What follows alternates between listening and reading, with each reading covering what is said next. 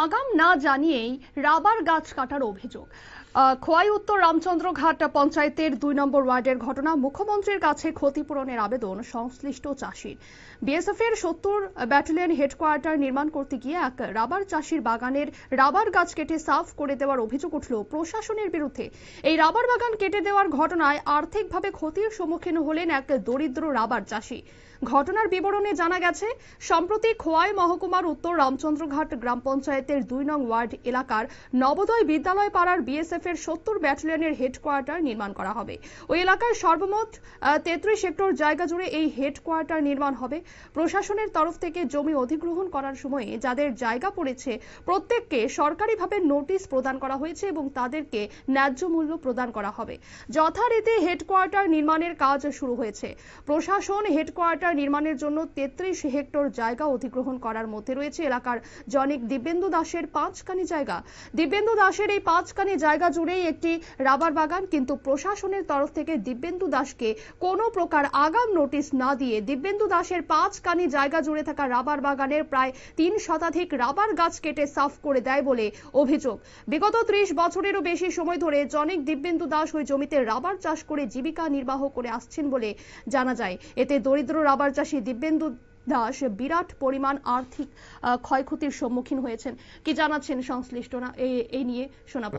Rubber গাছ আছে, আমরা 30 বছর ধরে এখানে রাবার গাছ করে আমরা জীবন নির্বাহ করতেছি, কিন্তু হঠাৎ করে দেখা দিতেছে এখানে শুনছি পরস্পর একটা বিএসএফ হেডকোয়ার্টার হইব। তারা কি তা করছে, আমরা কোনো নোটিশ না দিয়ে সেটা তারা ফট করে আসছিল, তারা এখানে গাছ কাটা লাগাই দিছে। কিন্তু মানে উনি মুখ্যমন্ত্রীর কাছে আমার একটা রিকোয়েস্ট যে আমরা যেন আজকে তো 30 বছর ধরে এই রাবার গাছ কাটতে আমরা সংসার জীবী পালন করতেছি, তো এটার আমরা কোনো ক্ষতিপূরণ পাইছি না, কোনো নোটিশও পাইছি না, কোনো কিছু পাইছি না।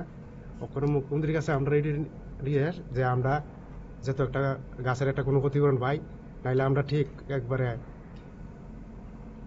মানে একবারে আমরা ফটো বেয়ে যাবো। তারপরে আমার বাবা একটা অসুস্থ, ডায়ালিসিসের রোগী, সপ্তাহে 2 বার কোয়াই হসপিটাল নিয়ে ডায়ালিসিস করতে লাগে। সব কিছু আমরা এই বাগানের ভিত্তি করি, মানে কি করবো, মানে আমরা নাইলে কত বেয়ে যাবো। এটা দিকবিন্দু দাস আমার বাবার নামে। না না, আপনাদের গাছ কাছেও তো বিএসএফ তারা এসে গাছ কেটে লেগেছে। বিএসএফ আন্ডারে কন্ট্রাক্টর আছে, এরা এসে দিয়ে আমি এসে আমার কোনো নোটিশ ফোটিশ দিছে না, তারা এসে দিয়ে আমার গাছ মাছ কাটিয়া পুরা ওই নিচে ফেলাই দিছে বলতা। এখন আপনি চাইতেছেন কি? এখন আমি সরকারের কাছে এটি চাইতেছি, যেহেতু বিএসএফ এখানে হেডকোয়ার্টার হইব, আমার তো গাছ আছে কেন, আমি যদি 30 বছর ধরে এখানে গাছটি লাগাই রাখছি, আমি তো গাছের কোনো প্রতিবন্ধ কিছু পাইছি না। আমি মাননীয় মুখ্যমন্ত্রীর কাছে এটি চাইতেছি যে তো আমার গাছের প্রতিবন্ধ নাই। সদস্য 6 জন আমরা পরিবারের। দাস, দীপক কুমার দাস। আপনারা শুনলেন সংশ্লিষ্টের পক্ষ থেকে বক্তব্য। কোনো কিছু না জানিয়েই তার রাবার বাগানের গাছগুলো কেটে দেওয়া হয় বলে অভিযোগ। ক্ষতিগ্রস্ত রাবার চাষী সংবাদ মাধ্যমের কাছে এই অভিযোগ জানিয়েছেন, প্রশাসনের কাছে একাধিকবার দ্বারস্থ হয়েছেন। এদিকে উত্তর রামচন্দ্র গ্রাম পঞ্চায়েতের উপপ্রধান জানিয়েছেন যে ক্ষতিগ্রস্ত রাবার চাষী দিব্যেন্দু দাসকে প্রশাসন যেন রাবার গাছের সঠিক মূল্য প্রদান করে আর্থিকভাবে সাহায্য করার জন্য প্রশাসনের কাছে আবেদন জানিয়েছে।